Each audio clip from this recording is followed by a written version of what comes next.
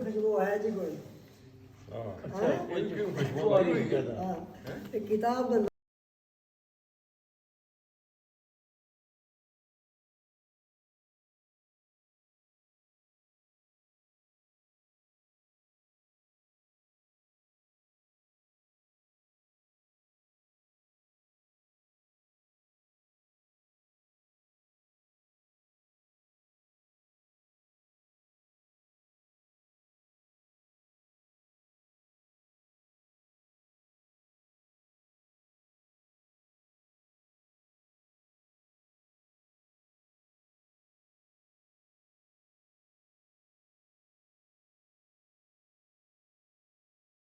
आओ नहीं चलो जी ये ਜਿਹੜੀ ਲਾਇਬ੍ਰੇਰੀ ਹੈ ਕਿੰਨੇ ਸਾਲ ਹੋ ਗਏ ਨੇ ਬਣੀ ਨੂੰ? ਇਹ ਡਾਕਟਰ ਸਾਹਿਬ ਇਹ ਪਾਕਿਸਤਾਨ ਦੀ ਸਭ ਤੋਂ ਵੱਡੀ ਲਾਇਬ੍ਰੇਰੀ ਜੀ, ਪ੍ਰਾਈਵੇਟ ਲਾਇਬ੍ਰੇਰੀ।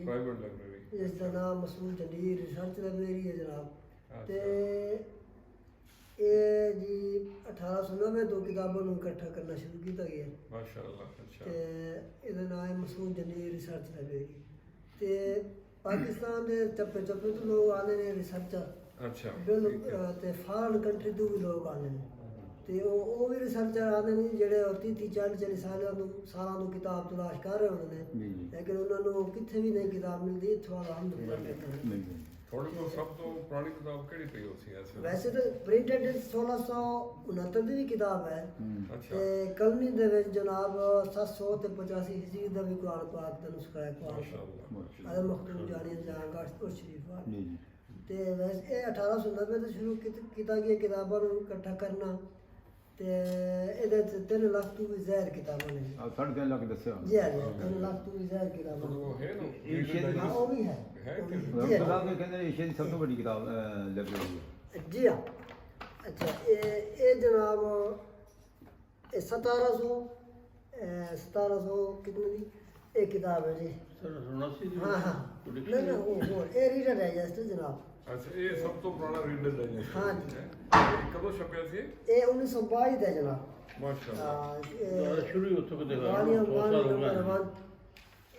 ਇਹ ਵੇਖੋ ਸਾਹਿਬ 1922 ਦਾ। 22 ਦਾ। ਤੇ ਜੇ ਅਗਰ ਚੋਰੀ ਹੋ ਜਾਏ ਫਿਰ? ਨਹੀਂ, ਇਹ ਪੀਡੀਐਫ ਬਣਵਾ ਲੈਣੇ। ਚੋਰੀ ਤਾਂ ਨਹੀਂ ਕਰਨਾ, ਫੋਟੋਕਾਪੀ ਲੈ ਜਾਓ ਜੀ, ਫੋਟੋਕਾਪੀ ਕਰਾ ਦੇ। ਮੇਰਾ ਤਾਂ ਬੰਦਾ ਕੋਈ ਲੈ ਜਾਵੇ ਤੇ ਬਾਅਦ ਫੋਟੋਕਾਪੀ 100 ਰੁਪਏ ਫੋਟੋਕਾਪੀ ਦੇ ਲੈ। ਫੋਟੋਕਾਪੀ ਅਸਲ ਚੀਜ਼ ਦੀ ਅਸਲ ਚੀਜ਼ ਕਾਪੀ ਆ। ਠੀਕ ਹੈ, ਫਿਰ ਠੀਕ ਤਾਂ ਹੈ ਨਾ। ਮੈਂ ਰੱਖੀ ਹੁੰਦੀਆਂ ਨੇ ਸਾਰੀਆਂ ਨਾ। ਅੱਛਾ।